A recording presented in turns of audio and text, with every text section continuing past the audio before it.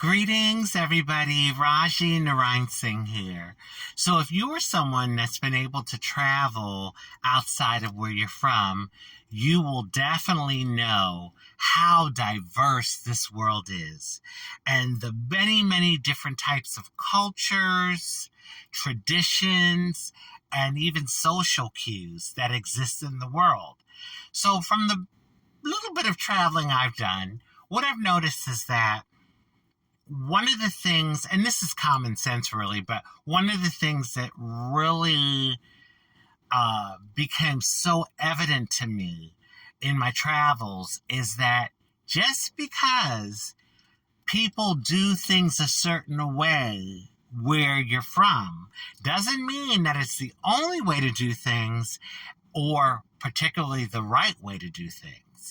And another thing that has happened with me when I've traveled is that I've been able to have an appreciation for some things that I've experienced growing up in America and living here as an American.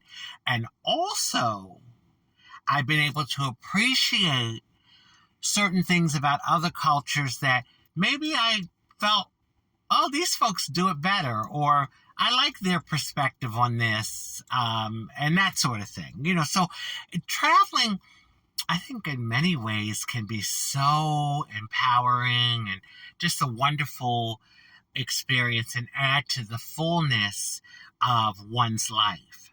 So anyway, I say all of that to say, I remember an experience that my sister and I had when we went to England to visit our half-sister, Jenny. Now, this situation was like a wake-up call for me and my sister. We're two Americans and we're traveling to England. And it was a wake-up call in the sense that the English people treated this particular scenario totally different than most American people would treat it. So anyway, we went for a month. Oh my God, this was many years ago, but we had so much fun. And we were there a month. We were sightseeing, going to clubs, different restaurants. And this one particular day, I can't remember where we were going, but we were going for some more fun. We were going to have more fun. And so my sister, my half-sister, Jenny, we called her, she was driving. And all of a sudden, this little boy darts out into the road in front of the car. And my sister Jenny ended up hitting him. So my sister and I, the two Americans sitting in the back, we look at each other like, oh my God, oh no, we hit a kid. This is not going to be good.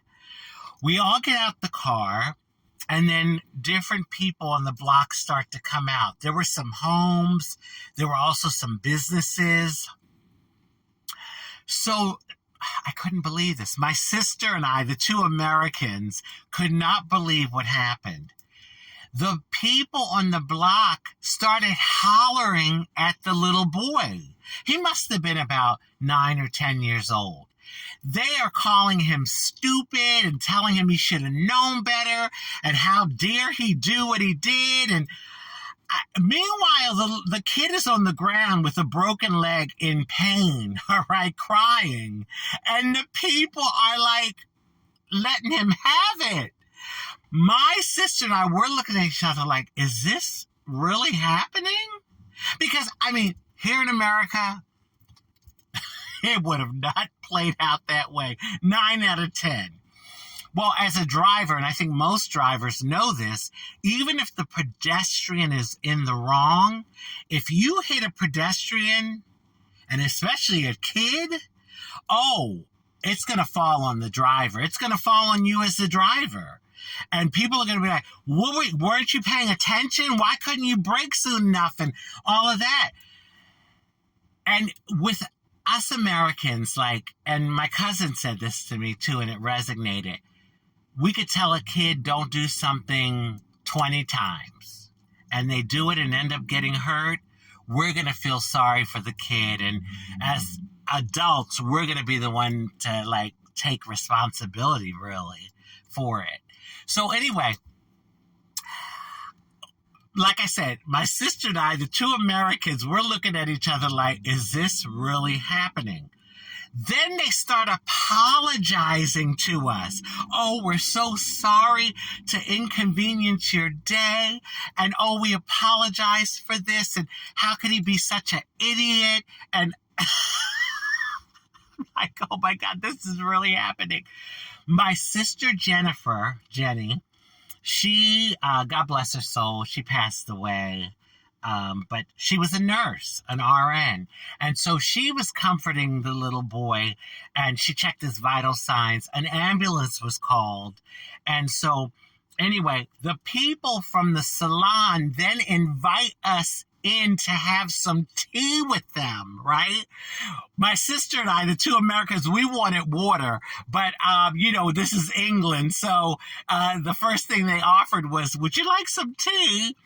And I was like, oh my God, this would have never happened in America. And, I jokingly said after everything was over, I said to my British sister, Jenny, if that happened in America, the folks would have probably wanted to crucify us, even though it was the kid's fault. So anyway, thankfully, it could have been a lot worse. Thankfully, the kid ended up being fine, the little boy. The ambulance came and they got him the medical help that he needed. But it just was something. And that was an experience where we saw like how the mentality of this particular culture looked at something and treated something differently than, in most cases here in America. Like, Lord, dear Lord, do not hit a child, okay? Don't do that.